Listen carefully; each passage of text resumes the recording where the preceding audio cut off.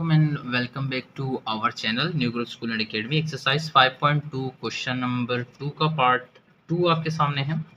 यहाँ पे भी हम लोग मिडिल टर्म ब्रेक करेंगे क्योंकि परफेक्ट स्क्वायर यहाँ पे नहीं आ रहा, तो दो का डिफरेंस चाहिए हमारे पास।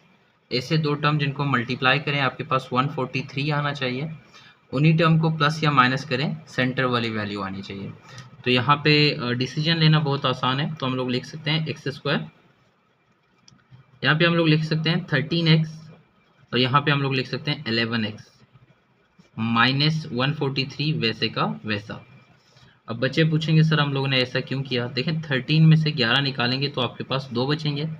इन दोनों को आप मल्टीप्लाई करके देख लें, 13 मल्टीप्लाई बाय 11 तो आपके पास आएगा माइनस 143। ये देख लें ज़रा, 13 मल्टीप्लाई बाय 11 तो आपके पास आ रहा है 143। आई होप आपको नज़र आ रहा होगा। तो आप लोगों को यही चाहिए कि इन दोनों को मल्टीप्लाई करें तो ये आनी चाहिए, इन्हीं दोनों को माइनस करें, आपके पास सेंटर वैल्यू। तो हमारे लिए डिसीजन लेना बहुत आसान है। यहाँ से देखें कॉमन क्या आ रहा है, यहाँ पे x2 है, यहाँ पे x1 है, तो आप एक x निकाल सकते हो। आप जो भी कॉमन निकालते हो अंदर डिवाइड कर लो, इमेजिनेशन में कर लो या रफ वर्क में, आपकी मर्जी है।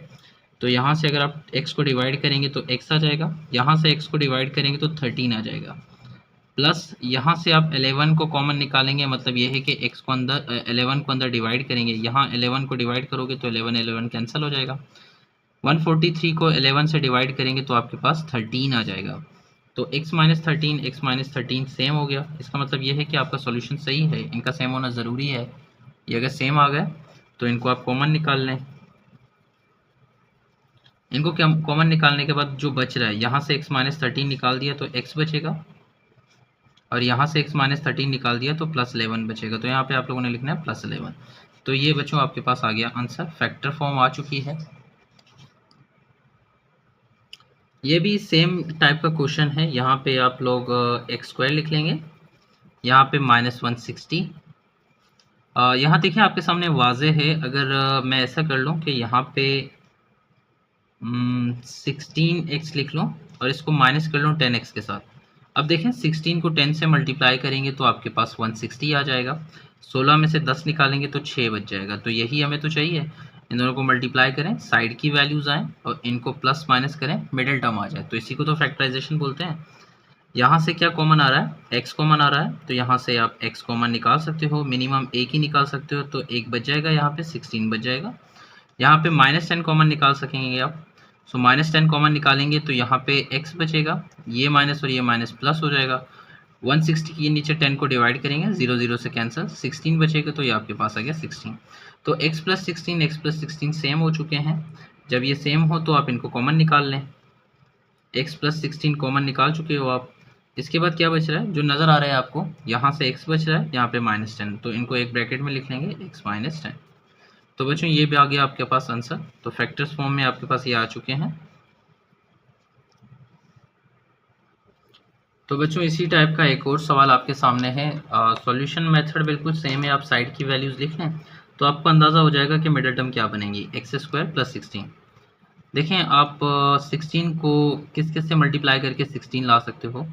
2 को आप मल्टीप्लाई करेंगे 13 के साथ, है ना, नहीं 13 के साथ नहीं, 8 के साथ।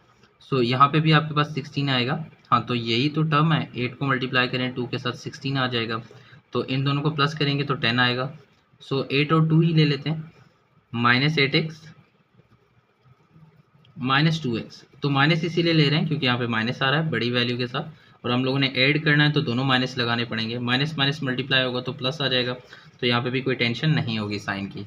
तो यहाँ से कॉमन क्या आ रहा है, x कॉमन आ रहा है, तो यहाँ से हम लोग x को कॉमन निकाल लेंगे, तो यहाँ आपके पास बचेगा x माइनस 8।